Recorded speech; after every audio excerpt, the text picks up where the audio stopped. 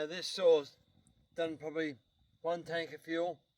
I have poured it, but the rings still need to bed in, because you got to consider there's only 52 cc's of cheap Chinese crap motor and metal, so it's going a hell of a lot better. This chain is a second-hand chain.